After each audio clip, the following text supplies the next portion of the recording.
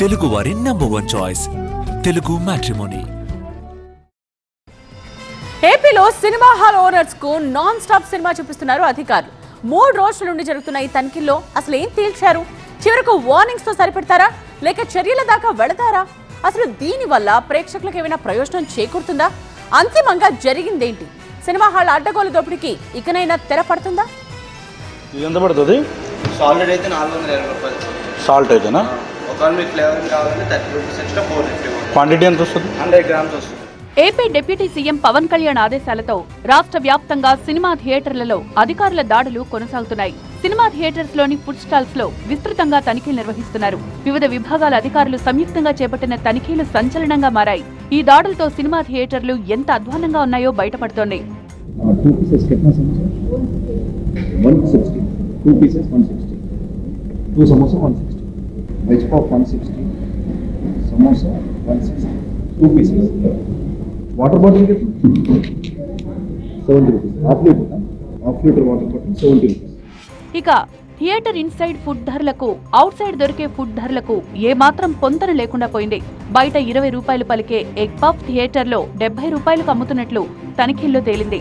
బయట 20 రూపాయలకు లభించే వాటర్ బాటిల్ ను థియేటర్లో 30 రూపాయలకు అమ్ముతున్నట్లు గుర్తించారు. పాప్కార్న్, కూల్ డ్రింక్, కోక్ లాంటివి కొనాలంటే భయపడే పరిస్థితులు నెలకొన్నాయి. కొన్ని చోట్ల సినిమా టికెట్ కంటే ఫుడ్ ఖర్చే ఎక్కువ అవుతోందంటూ ప్రేక్షకులు ఆందోళన వ్యక్తం చేస్తున్నారు. 2 pieces kitna samosa 160, 2 pieces 160, 2 samosa 160, veg puff 160, samosa 160, 2 pieces. Water bottle 70 rupees, half liter water bottle 70 rupees. ఇక తనిఖీల్లో థియేటర్స్ కు సంబంధించిన పత్రాలు, సేఫ్టీ ప్రికాషన్స్ పై అధికారులు స్పెషల్ ఫోకస్ పెట్టారు. క్యాంటీన్లు, టికెట్ల రేట్ల గురించి నిర్వాహకులను అడిగి తెలుసుకున్నారు. బాత్రూంలు అధ్వాన్నంగా ఉండడంపై ఆగ్రహం వ్యక్తం చేశారు. నిబంధనలు ఉల్లంఘించిన థియేటర్ల యాజమాన్యాలకు అధికారులు నోటీసులు జారీ చేశారు.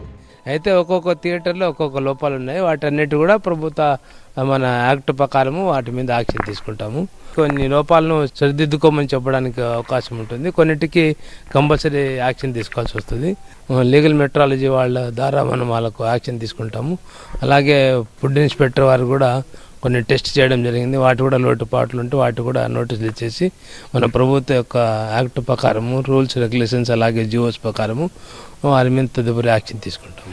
అయితే పవన్ కళ్యాణ్ సినిమాను ఆపుతామని ఎవరూ అనలేదని, బంద్ అనే మాట రాలేదని స్పష్టం చేసింది తూర్పు గోదావరి ఎగ్జిబిటర్స్ అసోసియేషన్. జూన్ 1 నుంచి తాము థియేటర్లను రన్ చేయలేమని, పర్సంటేజ్ విధానం లేకపోతే థియేటర్లను నడపలేమంటున్నాయి యాజమాన్యాలు. థియేటర్ల పరిస్థితి అనదారిపోతుంది. ఏ రోజుకి ఏ సినిమా వస్తుందో తెలియట్లేదు. వచ్చిన సినిమా కూడా 2 రోజులు ఆడట్లేదు. ఏదైనా పెద్ద సినిమా వస్తే 6 థియేటర్లు పెట్టేస్తున్నారు. 5వ రోజుకి థియేటర్లు ఖాళీ అయిపోతున్నారు. ఆడియన్స్ రావట్లేదు.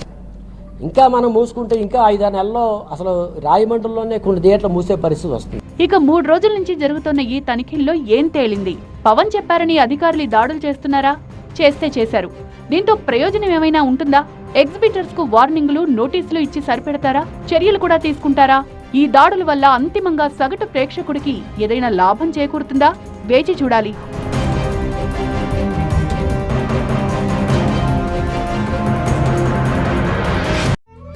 తెలుగు వారి #1 చాయిస్ తెలుగు మ్యాట్రిమోనీ.